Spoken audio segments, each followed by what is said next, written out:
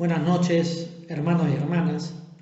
Hoy, lunes 3 de octubre, vamos a ver el estudio del capítulo 25 de Números, desde el versículo del 1 al 18. Pero antes de empezar, permítame hacer una breve oración. Señor, te damos gracias por tu palabra, porque a través de ella tú nos alientas en nuestras vidas, a pesar de las dificultades que podamos estar viendo y pasando. Ayúdanos en estos tiempos a permanecer en tu presencia, en donde hay plenitud de gozo. En el nombre de tu Hijo Jesús. Amén. Vemos en el capítulo 24, versículo 25, nos dice lo siguiente: entonces se levantó Balaam y se marchó, y volvió a su lugar. Pero antes de hacerlo, el falso profeta se mostró tal cual era en realidad, y le comunicó a Balac una estrategia diferente para desbaratar las filas de Israel. Lo que no se podía con la magia, podía lograrse con la inmoralidad sexual y la idolatría de falsos dioses que seducen a las almas inconstantes. Entonces Balaam le aconsejó a Balac unirse a ellos para corromperlos desde adentro. Sugirió que algunas mujeres moabitas visitaran el campamento de Israel e invitaran a los hombres a una de sus celebraciones orgiásticas.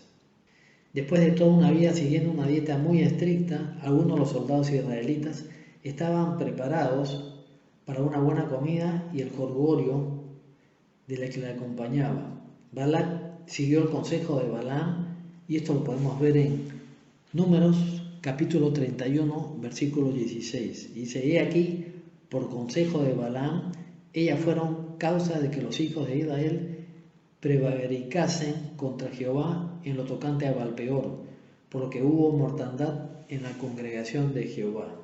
Participar en el festival y banquete de Moab implicaba la veneración de sus dioses. Después de esto vino la tragedia cuando Israel se unió a Baalpeor. Leemos en Números capítulo 25, versículo del 1 al 3. Moraba Israel en Sittim, y el pueblo empezó a fornicar con las hijas de Moab, las cuales invitaban al pueblo a los sacrificios de sus dioses, y el pueblo comió y se inclinó a sus dioses. Así acudió el pueblo a Baalpeor, y el furor de Jehová se encendió contra Israel. Vamos a ver de cerca aquellas personas involucradas en la historia de la caída de Israel. Y el primero que tenemos que es el enemigo despiadado. Y acá hablamos que detrás de cada caída idólatra de Israel había un enemigo más siniestro que Balac, uno que siempre está trabajando para contaminar y hacer daño al pueblo de Dios, el diablo. A lo largo del viaje por el desierto, había utilizado todas las artimañas posibles para crear problemas y estragos en el campamento israelita. Descontento, relaciones dañadas dentro de una familia de liderazgo, envidia, miedo, rebelión, desobediencia, rivalidad, deslealtad, peleas e irreverencias. En la frontera moabita había fracasado con su nociva estrategia de brujería, pero ahora estaba dispuesto a probar otra táctica, el atractivo de la inmoralidad sexual. Cuando el diablo fracasa en una empresa, crea otra rápidamente. El apóstol Pedro describió al enemigo destructivo como león rugiente, constantemente al acecho, buscando a quien devorar. En el campamento de Israel encontró a muchos a quien el día en que llegaron las mujeres moabitas para invitar a los hombres a su fiesta local. Los cristianos deben estar alertas por si aparecen peligros por parte del diablo. La palabra del Señor nos habla en 2 Corintios capítulo 2, versículo 11, nos dice: para que Satanás no gane ventaja alguna sobre nosotros, pues no ignoramos sus maquinaciones, ¿no? Otro de las personas involucradas en esta caída de Israel son los hombres inestables en Israel. Lo último que leemos acerca de los hombres de Israel fue que se estaban regocijando por lo que Dios había hecho al concederles la victoria sobre los reyes de Sehón y Gog. Pero la capacidad de conquista en un área de la vida no garantiza la seguridad en otras. Estos soldados tenían la fuerza para luchar contra enemigos externos, pero carecían del poder para vencer a los internos. E igualmente a veces nos sucede hoy en día. El pasaje identifica 3 enemigos ante los que se rindieron rápidamente. El primero de ellos fue la inmoralidad. En la sociedad de Israel, pocos de esos hombres no estarían casados. Sabían muy bien que el prostituirse iba contra los mandamientos. A menos que las mujeres moabitas fueran prostitutas de la secta que no estaban casadas, lo cual era bastante probable, también estarían casadas. Así que los hombres israelitas habían codiciado a las mujeres de otros y habían cometido adulterio con ellas, rompiendo sus votos matrimoniales, además de contaminar lo de otros. Los matrimonios rotos no están limitados al mundo antiguo. Por desgracia, la infidelidad está también presente en nuestros tiempos. El sexo se ha convertido en el ídolo más venerado en nuestra época y la Biblia está llena de advertencias sobre sus poderes destructivos. A lo largo de la historia bíblica y desde entonces, el mal uso del apetito sexual ha corrompido a muchas personas prometedoras, ha roto familias enteras y destruido comunidades. El pecado sexual de Sodoma era tan sumamente grave para el Señor que la ciudad tuvo que ser destruida. Las relaciones sexuales ilícitas provocaron que los hijos de Jacob tuvieran serios problemas con el pueblo de Siquem. Y esto lo pueden, quien pueda estar interesado, leer en Génesis 34. Las personas manipuladas por apetitos sexuales incontrolables pueden vivir dobles vidas, como uno de los hijos de Jacob, Judá, que ordenó la ejecución de una mujer que era culpable de prostitución, solamente unos meses después de haberle pagado él mismo para acostarse con ella. Esta historia la pueden leer en Génesis 38, del versículo del 1 al 26. La tentación no corrompió al joven José, pero sí hizo un daño enorme a Sansón y a David y a millones de personas que han caído en bancarrota moral por hacer mal uso del regalo físico que Dios ha dado para el matrimonio. Los cristianos primitivos sabían desde el principio que podía sus iglesias, así que sus maestros, inspirados, les advirtieron sobre los peligros y establecieron altos niveles de comportamiento cristiano en un mundo en que la inmoralidad sexual estaba extendida. Cuando la joven iglesia debatió las tensiones entre los judíos y los cristianos gentiles, estableció que fueran cuales fueran las prácticas específicas que se promovieran o no, la pureza sexual debía ser el distintivo de todos los verdaderos creyentes sin importar su trasfondo étnico. Si vamos a Hechos capítulo 15, versículo el 20 y 29, sino que se les escriba que se aparten de las contaminaciones de los ídolos, de fornicación, de ahogado y de sangre, que os abstengáis de los sacrificados a ídolos, de sangre, de ahogado y de fornicación, de las cuales cosas si no os guardareis, bien haréis, pasadlo bien. Cuando Pablo instruyó a los creyentes de Corinto acerca de su comportamiento cristiano ejemplar, utilizó este incidente específico en Números 25 como advertencia para que no fornicaran, como algunos de ellos fornicaron.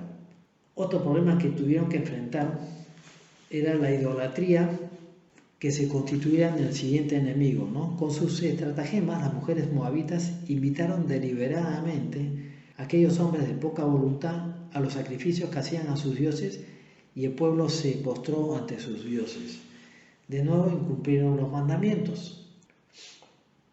Los conocían de memoria y los habían escuchado de los labios de sus padres dedicados y maestros levitas, pero una cosa es conocer la Escritura y otra cosa distinta es obedecerla. Ezequiel dejó claro que este acto de idolatría en Valdepeor no fue un acontecimiento aislado y expuso la frecuencia de las prácticas idólatras de la comunidad del desierto. Se les había dicho claramente que no debían aceptar ningún otro Dios que no fuera el Señor, ni participar en la adoración de los ídolos. Pero esas mismas palabras, postrarse ante los dioses, describen cómo estos israelitas rechazaron trágicamente a Dios. ¿Qué nos dice la palabra del Señor en Éxodo capítulo 20, versículos del 3 al 4, no tendrás dioses ajenos delante de mí. No te harás imagen ni ninguna semejanza de lo que está arriba en el cielo, ni abajo en la tierra, ni en las aguas debajo de la tierra. No nos olvidemos, hermanos, que nuestro Dios es un Dios celoso y con nadie comparte su gloria. Nosotros vivimos en una época idólatra. No debemos limitar nuestra percepción de la idolatría a las estatuas de la cultura pagana. En un mundo pecaminoso, todas las cosas, sean inocentes o no, tienen un potencial idolátrico. Cualquier cosa es un ídolo si se interpone entre nosotros y Dios. Lutero dijo que todo lo que carece del conocimiento de Cristo necesariamente es idolatría. En la sociedad contemporánea las personas idolatran sus casas, sus trabajos, sus posesiones, su sexualidad, sus relaciones, sus comidas, sus bebidas, su ocio. Todas estas cosas que son inofensivas o apropiadas si se encuentran en su contexto adecuado, se convierten en poderes que desplazan a Dios del pensamiento humano. Los cristianos de hoy tienen que escuchar la advertencia con la que concluye la primera carta de Juan: hijos, guardados de los ídolos. Cuando Pablo les recordó a los corintios que de este incidente de la inmoralidad idólatra de los moabitas, lo resumió todo con una advertencia similar. Por tanto, amados míos, huid de la idolatría. Estas exhortaciones son tan relevantes para nosotros como cuando se escribieron. El tercer enemigo que debía enfrentar no tiene apariencia tan desagradable y obvia como los dos primeros, y es fácil no darse cuenta de su participación en este episodio. Al principio, estos hombres fueron atraídos al campamento moabita con la idea de sentarse ante una mesa llena de comida. Después de pasar años con una dieta estricta, la visión de una celebración local moabita era demasiado tentadora para muchos de ellos. Al igual que sus antepasados con el becerro de oro, el pueblo se sentó a comer, a beber y se levantó a regocijarse. Otro de los aspectos involucrados en esto es el Señor agraviado, nuestro Señor Dios. Mientras tenían lugar estos sórdidos acontecimientos en el campo moabita, se encendió la ira del Señor contra Israel. Los hombres israelitas habían ofrecido su santidad, ignorado su palabra, deshonrado su nombre, manchado su testimonio y provocado su ira. Le dijo a Moisés que castigara a los líderes de las tribus que hubieran participado en este escándalo, seguramente porque no habían detenido a sus hombres con su influencia como líderes. Aquellos de los suyos que se han unido a Baal de Peor debían ser ejecutados. La ofensa era un acto público de apostasía tan grande que no se podía pasar por alto. Junto al incidente del becerro de oro y los sucesos paralelos, la ofensa entró en los anales de la historia de Israel como uno de los actos más idólatras, una fea mancha imposible de borrar de su memoria como pueblo. ¿Qué nos dice la palabra del Señor en Oseas 9, capítulo 9, versículo 10? Nos dice: como uvas en el desierto hallé a Israel, como la fruta temprana de la higuera en su principio vi a vuestros padres. Ellos acudieron a Baal de Peor, se apartaron para vergüenza y se hicieron abominables como aquellos que amaron. Continuando con nuestro estudio de Números, vayamos al capítulo 25, versículos del 4 al 5. Y Jehová dijo a Moisés: toma a todos los príncipes del pueblo y ahórcalos ante Jehová delante del sol, y el ardor de la ira de Jehová se apartará de Israel.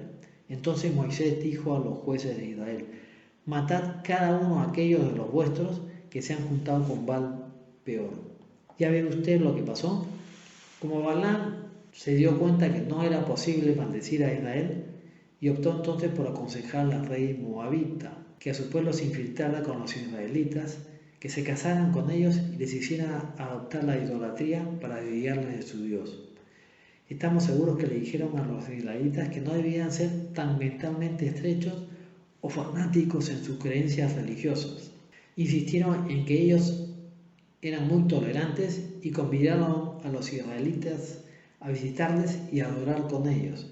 Pero lo interesante es que ellos nunca acompañaron a los israelitas en su adoración.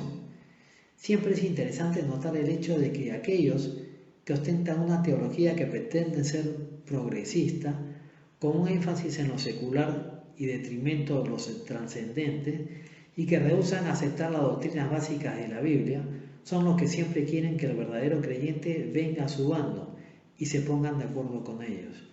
Y aunque se jactan de su tolerancia, califican al verdadero creyente como muy estrecho en su punto de vista o como fanático. Es que la tendencia natural del corazón humano es siempre rebajar el nivel espiritual y alejarse de Dios. Pues bien, el anciano Balaam sabía que podía corromper al pueblo de Israel organizando un fraude religioso. Él sabía que los israelitas podrían resultarles atractivo volver a la adoración de Baal. ¿Qué nos dice la palabra del Señor en Salmo 106, del versículo 28 al 31? Dice: y se unieron asimismo a Baal-peor y comieron los sacrificios de los muertos, provocaron la ira de Dios con sus obras, y se desarrolló la mortandad entre ellos. Entonces se levantó Fines e hizo juicio, y se detuvo la plaga, y le fue contado por justicia de generación en generación para siempre. Sigamos con nuestro estudio en Números, capítulo 25, del versículo del 6 al 9. Y he aquí un varón de los hijos de Israel vino y trajo una madianita a sus hermanos, a ojos de Moisés y de toda la congregación de los hijos de Israel, mientras lloraban ellos a la puerta del tabernáculo de reunión. Y lo vio Fines, hijo de Eleazar, hijo del sacerdote Aarón, y se levantó de en medio de la congregación y tomó una lanza en su mano, y fue tras el varón de Israel a la tienda, y los traspasó a ambos, al varón de Israel y a la mujer por su vientre, y cesó la mortandad de los hijos de Israel, y murieron en aquella mortandad 24,000. Al escuchar la transgresión de los infractores y la ira del Señor, el pueblo se congregó en la puerta de la tienda de reunión y lloró amargamente. Y mientras los demás estaban en medio de un acto público de remordimiento, Zimri, uno de los israelitas, trajo una mujer moabita al campamento, así que contaminaron su pureza y la llevó a la tienda de su familia para mantener relaciones con ella. En dos ocasiones en esta narrativa se nos dice que esta mujer, Cosbi, era una persona de rango importante en el pueblo moabita. Provenía de la familia de un cabeza del pueblo y era hija del jefe de Madián. Podría ser que Zimri, el hijo de un líder de la tribu de Israel, considerara la idea de unirse a una familia moabita próspera, a pesar de que Dios había prohibido tales relaciones. Si vamos a Éxodo capítulo 23, versículo 24, nos dice: no te inclinarás a sus dioses, ni los servirás, ni harás como ellos hacen, antes los distribuirás del todo, y quebrarás totalmente sus estatuas. Zimri ignoró por completo el dolor del pueblo y el liderazgo moral de Moisés, y actuó de manera desafiante, incumpliendo mandamientos en presencia de la congregación de Israel. Si el pecado de los demás ya era ofensivo hacia la comunidad, la inmoralidad descarada de este hombre de la tribu de Simeón era un acto de provocación insolente y no se podía consentir de ninguna de las maneras. Tolerarlo habría sido ofensivo para Dios y el peor ejemplo posible para los jóvenes israelitas. Pero un hombre de la comunidad estaba decidido a hacer algo para restaurar el honor del Señor entre las personas que seguían venerándolo. Prácticas como la de Baal estaban completamente prohibidas. Dios le dijo a los israelitas que destruyeran estos altares. Si no lo hacían, sería un desastroso tropezadero. Y esto lo podemos ver en Éxodo capítulo 34, versículos del 15 al 16, nos dice lo siguiente. Dice: por tanto, no harás alianza con los moradores de aquella tierra, porque fornificarán en pos de sus dioses y ofrecerán sacrificios a sus dioses, y te invitarán y comerás de sus sacrificios, o tomando de sus hijas para tus hijos, y fornicando sus hijas en pos de sus dioses, harán fornicar también a tus hijos en pos de los dioses de ellos. Después de dejar Sinaí, a los israelitas se les advirtió que los rituales religiosos extranjeros representarían para ellos un peligro moral y espiritual. Tras el episodio del becerro de oro, se les había informado de lo que pasaría si se relacionaban estrechamente con personas de otras religiones. Finnes sabía que la aventura de Zimri con la mujer madianita, mientras la congregación estaba llorando por el pecado de Israel, era un rechazo público de la voluntad de Dios para su pueblo. Su ejemplo tan corrupto debía ser contrarrestado con uno bueno. Como era uno de los maestros de Israel, el sacerdote sabía que la paga de tal práctica idólatra e inmoral era la muerte, así que actuó rápidamente como juez de la comunidad.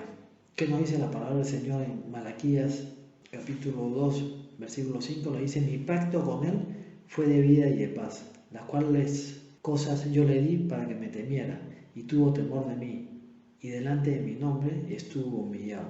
Acá vemos a un hombre que estaba dispuesto a hacer la voluntad de Dios, por muy impopular que pareciera. Gracias a su rápida intervención, cesó la plaga sobre los hijos de Israel. Era necesario que alguien hiciera algo, porque cuando Finnes tomó su lanza en su mano ya habían muerto 24.000 personas a causa de la plaga. Como usted ve, amigo oyente, de esta manera Balaam consigue maldecir a Israel. Esta es la doctrina de Balaam que se introdujo en el campamento de Israel. Y el Señor nos dice en el libro de Apocalipsis, de esa misma doctrina puede entrar en la iglesia y hoy en día está en la iglesia. No se puede dañar al pueblo ni a la iglesia de Dios desde afuera.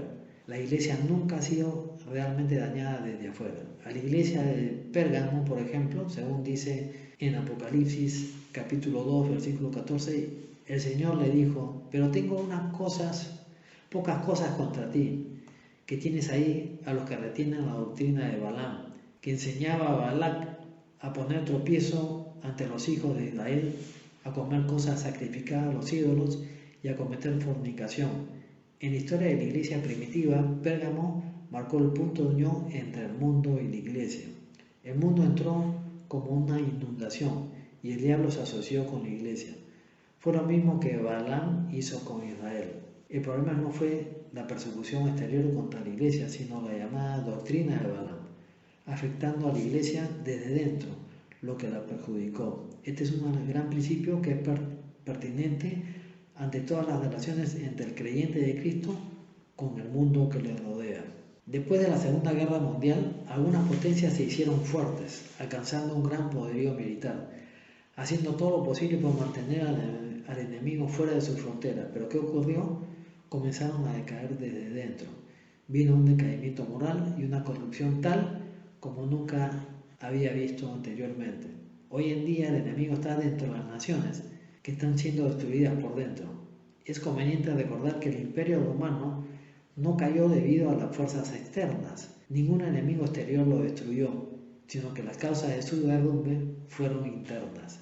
Y creemos que eso es cierto también en cuanto a la iglesia. No puede ser dañada desde fuera, sino desde adentro mismo. Aunque la persecución religiosa la haya aparentemente debilitado, siempre la ha reforzado espiritualmente, promoviendo su expansión y crecimiento en nuevas áreas del mundo. ¿No ha observado usted que el Señor Jesucristo fue traicionado desde dentro? No fue un soldado romano el que lo traicionó. El que lo traicionó fue uno de sus propios apóstoles. Fue su propia nación Israel la que le entregó a Roma para ser crucificado. Jesús, su nombre, su enseñanza y su mensaje siempre han sido traicionados desde dentro. Y eso todavía ocurre en la actualidad. Y esta es precisamente la doctrina de Balaam, y como hemos visto, es una doctrina condenable y destructiva.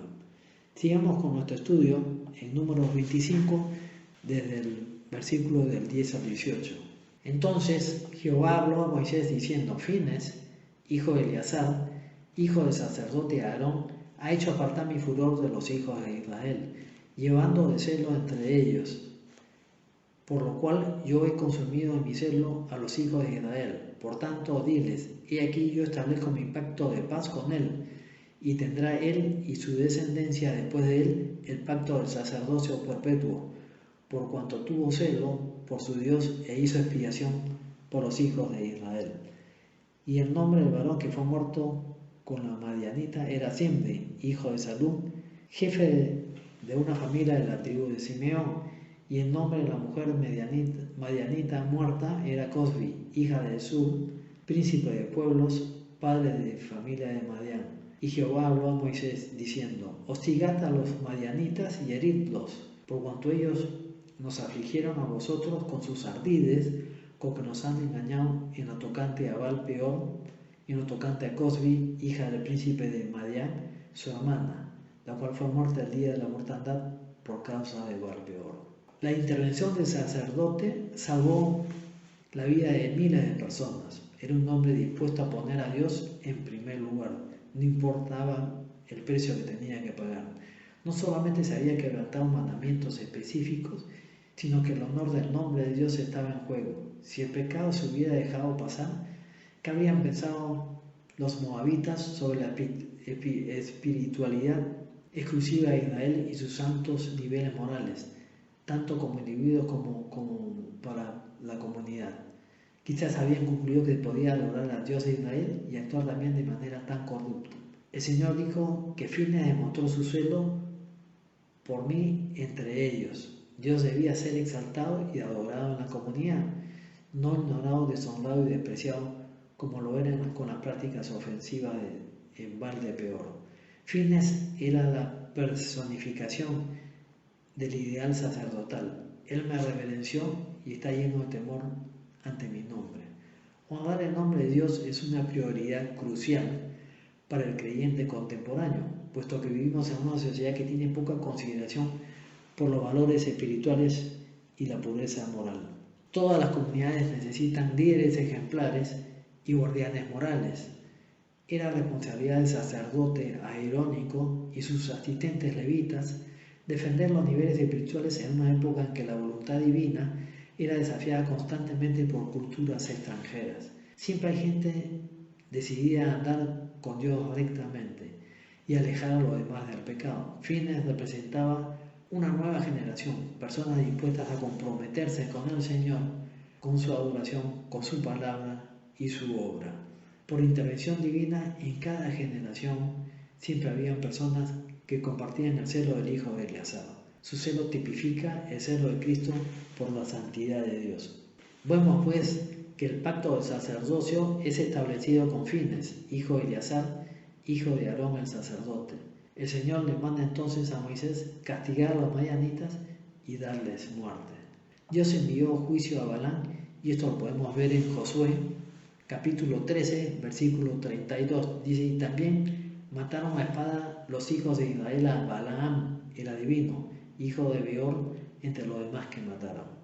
Y no quería acabar este capítulo sin mencionar que tanto Israel como hoy todos nosotros tenemos esa naturaleza pecaminosa y caída que necesita renovarse y regenerarse. La salvación de Cristo Jesús nos liberta de caer en infidelidades y falsas adoraciones que destruyen. La regeneración es un camino de vida. Y esto lo podemos ver en Colosenses capítulo 3 a partir del versículo 10. Dice, y revestidos del nuevo, el cual conforme a la imagen del que lo creó se va renovando hasta el conocimiento pleno. Vestidos pues como escogidos de Dios, santos y amados, de entrañable de misericordia, de benignidad, de humildad, de mansedumbre, de paciencia, soportados unos a otros y perdonados unos a otros si alguno tuviere queja contra otro. De la manera que Cristo os perdonó, así también hacedlo vosotros. Y sobre todas estas cosas vestidos de amor, que es el vínculo perfecto.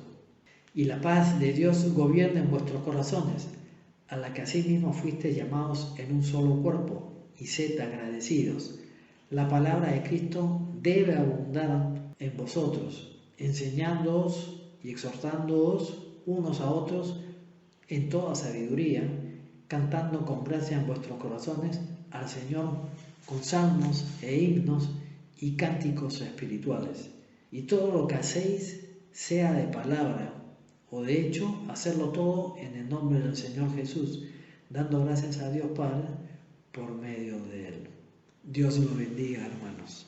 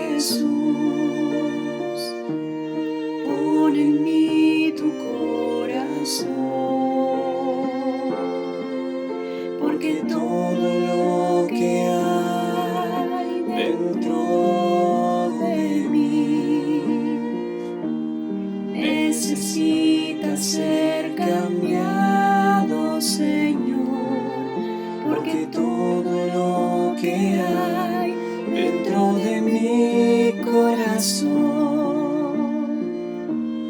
necesita más de ti.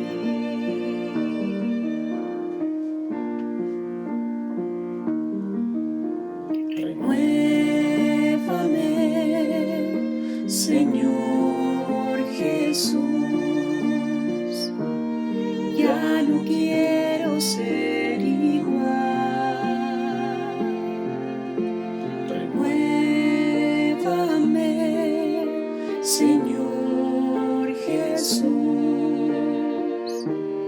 pon en mí tu corazón, porque todo lo que hay dentro de mí necesita ser cambiado, Señor, porque todo lo que hay dentro de mi corazón necesita más de ti.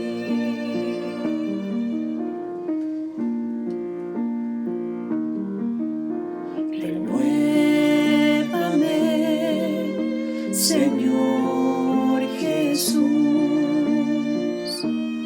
ya no quiero ser igual. Renuévame, Señor Jesús, pon en mí tu corazón, porque todo lo que hay dentro de mí necesita ser cambiado, Señor, porque todo lo que hay dentro de mi corazón necesita más de ti.